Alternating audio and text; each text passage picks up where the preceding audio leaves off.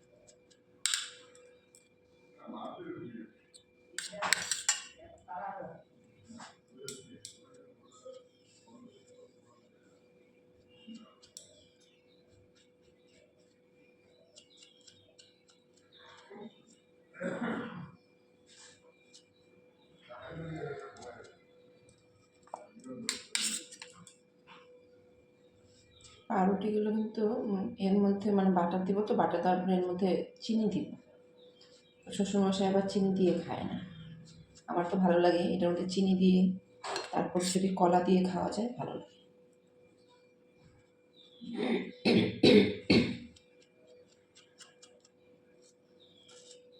কিন্তু শ্বশুরমশাই একদম চিনিটা ভালোবাসে না, শুধু বাটার লাগানো থাকবে, শুধু বাটার দিয়ে খাবে। শাশুড়ি মাকে তো এটা দেবই না, কারণ গ্যাস হয়ে যাবে, চলাফেরা করতে পারছে না, গ্যাস হয়ে যাবে, তখন অসুবিধা হবে। ওই জন্য শাশুড়ি মাকে মুড়ির গুঁড়োটাই দিব। তাও কি মুড়ির গুঁড়োটাও জল দিয়ে দেওয়া হয়, কারণ ওটাও দুধ দিয়ে দেওয়া হয় না, দুধটা খেতে চাচ্ছে না।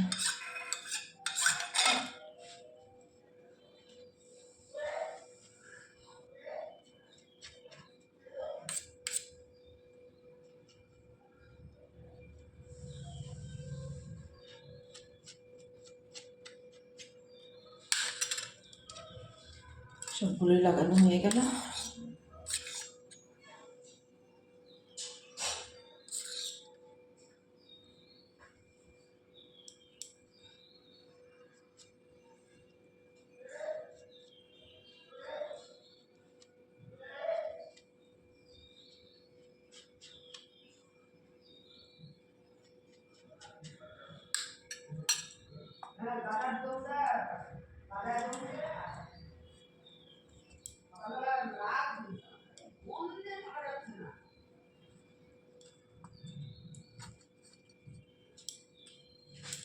সবগুলোতেই বাটারটা লাগিয়েছি। এটাতে উল্টো করে রেখেছি, একটা গায়ে যেন একটা না লাগে। আজকে করব ঢেঁড়স ভাজা, কালো জিরে দিয়ে ঢেঁড়স ভাজা, আর এখানে আলু দিয়ে পনিরটা করব, আর ডাল করব। আর এখানে শাশুড়ি মায়ের জন্য পেঁপে আর আলু দিয়ে একটা ঝোল করব।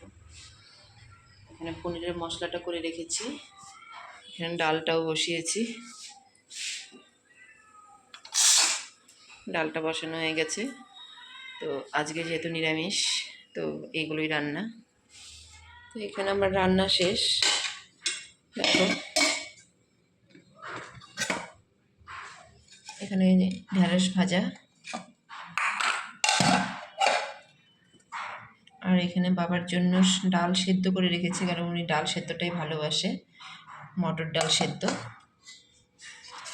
আর আমাদের জন্য ডালটা সোমবার দিয়ে করেছি, টমেটো সোমবার দিয়ে। আর এখানে আছে, এটা এত গরম যে দেখো খোলা হয়ে গেল ক্যামেরাটা। এখানে আছে শাশুড়ি মায়ের জন্য আলু আর পেঁপে দিয়ে ঝোল। মানে আর কিচ্ছু নাই এর মধ্যে। আর আমাদের জন্য এখানে আছে পনির। আর এখানে ব্যাটারটা গুলিয়ে রাখলাম, দুপুরবেলা হয়তো একটু পাট ভাজা করতে পারি, মিষ্টি কুমড়ো হয়তো একটু পাট ভাজা করব। আর এখানে চাল ধুয়ে রেখে গেলাম, 1:30টার দিকে ভাত বসাবো। তো শাশুড়ি মারও খিদে পেয়ে গেছে, তো আমি ভাতটা গরম গরমই আমি মাখাবো, এখন মাখিয়ে খাইয়ে দেব।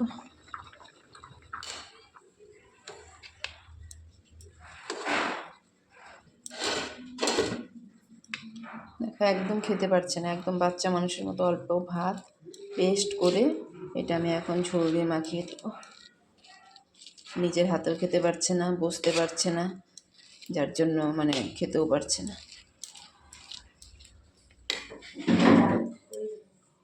কি ও, ওই যে দিদিভাই তোকে মাংস দিয়ে গেছে, এই হচ্ছে খাবার, চলো খাইয়ে আসি।